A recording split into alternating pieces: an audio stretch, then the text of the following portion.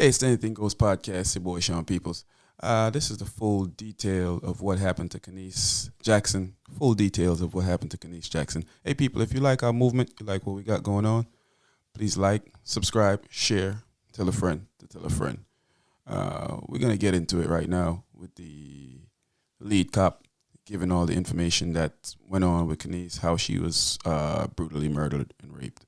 On Tuesday, March 30, 2021, Mr. Robert Fowler, 50 years old, mechanic of a Portmore address and employed to Bowler's Motoring World, was charged with the murder of Khanice Jackson, accounts clerk of a St. Catherine address and formerly employed to Polyfoods Limited located in Crossroads. The circumstances which led to the arrest and charge of Robert Fowler is that on Wednesday the 24th of March 2021, Miss Khanice Jackson, aged 20 years old, left her residence in Portmore, St. Catherine at 7 a.m.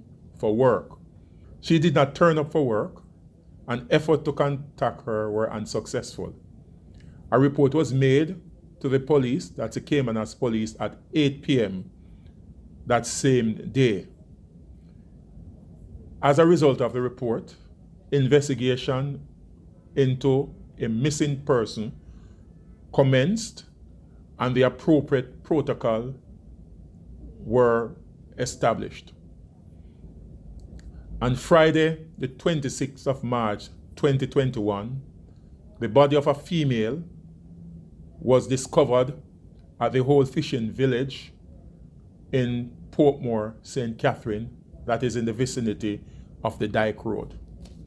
The body was later identified as Khanice Jackson, who was reported missing. Investigation led the police to Crossroads, where Mr. Fowler was taken into custody. After further investigation and interview, the police was able to recover a number of physical items, including a handbag suspected to be that of Miss Jackson, as well as a banking card and other physical evidence. The accused also gave a caution statement that was recorded in the presence of his attorney. It is to be noted that based on investigation, the victim was killed between 7 a.m. and 9 a.m.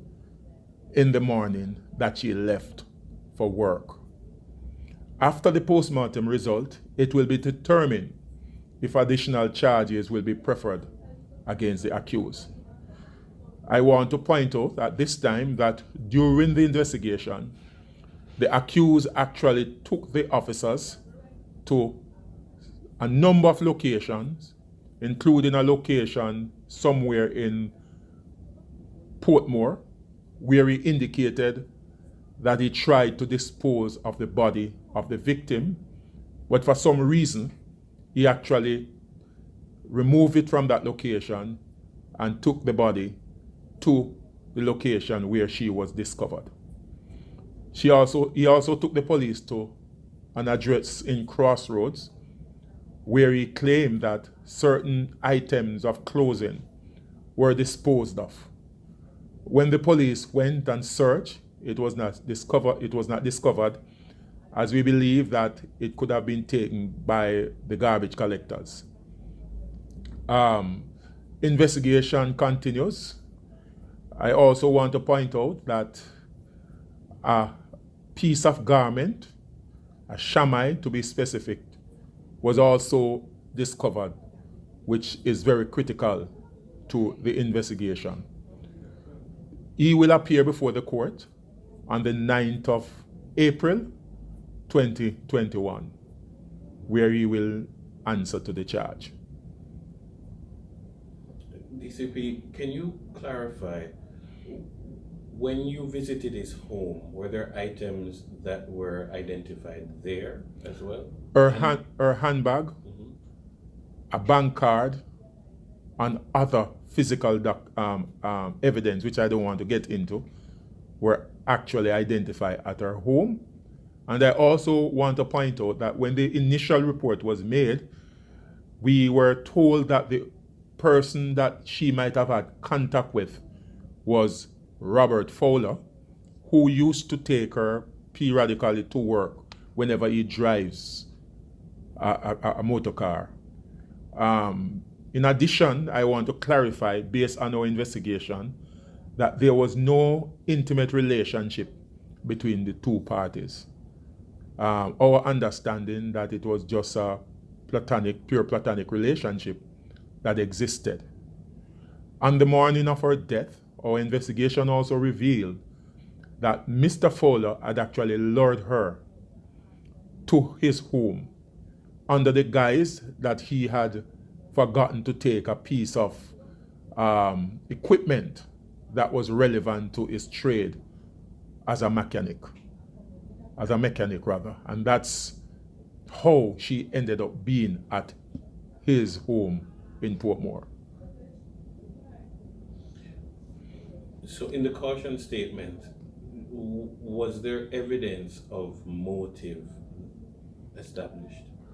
Well, based on what we were told, that there was an argument, a dispute, and he got upset and she was strangled.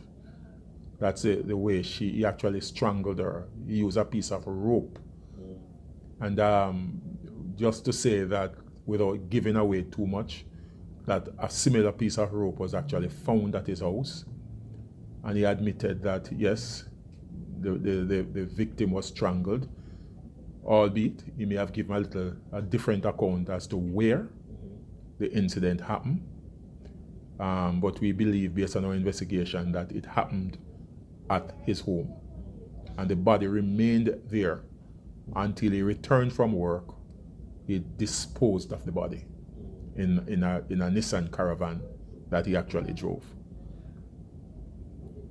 In relation to the quality of the investigation and the prospect of more charges, when are we likely to hear of whether or not more charges are to come? As soon as the post-mortem result is received, that will determine, in terms of whether additional charges will be preferred.